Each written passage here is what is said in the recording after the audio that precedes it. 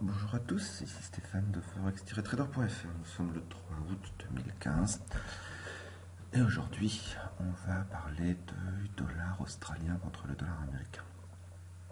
Avant de commencer, je vous rappelle que les investissements sur le Forex sont des investissements risqués, que vous ne devez y investir que de l'argent que vous pouvez vous permettre de perdre et que tout ce que je vais dire maintenant reflète mes vues sur le marché, mais ce n'est pas un conseil pour y investir et qu'en particulier je décline toute responsabilité en cas de perte financière liée à l'utilisation du contenu de la présente vidéo. Sur le graphe mensuel, le dollar australien a fait un très fort chandelier qui casse en même temps très nettement un support à 0,76 qui nous tenait depuis longtemps. Un très fort chandelier, donc là on va jouer à la baisse.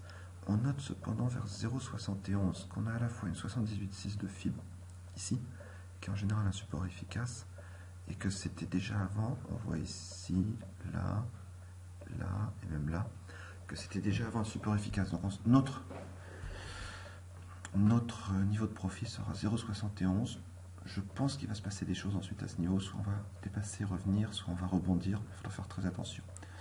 Sur le graphe semaine, on voit qu'après une descente de 1, 2, 3, 4, 5 chandeliers, on a un premier chandelier haussier qui nous fait presque une étoile du matin. Donc on s'attend à une petite remontée. Ceci étant, on a passé 0,73 en bas. Sur le graphe jour, on voit très nettement deux niveaux de résistance.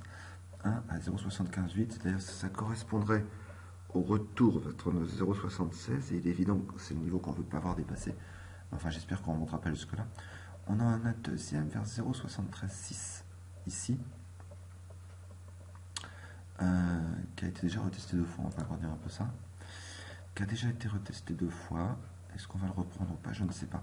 Ce qui est très net aussi, et ce qui veut dire qu'il faut faire un peu attention, c'est ce chandelier de vendredi en haute vague, qui ressemble furieusement à un stop hunt, parce que si vous allez voir, c'est-à-dire une chasse de stop, si vous allez voir sur H4, là on a 72,6 qui est support, on a fait une fausse cassure, beaucoup de gens ont dû rentrer ici, on a repris tout, c'est-à-dire probablement de grandes banques ou d'institutionnels ont tout repris, puis sont allés monter, jusqu'à la MS100 qui a 73,6, c'est-à-dire qu'entre 72,6 et 73,6, tous les gens qui sont rentrés vendeurs avec un stop sous plus court que 0,73,6, 73,7, ce qui veut dire quand même 100 pips, sont tous fait stopper, donc il va falloir faire attention.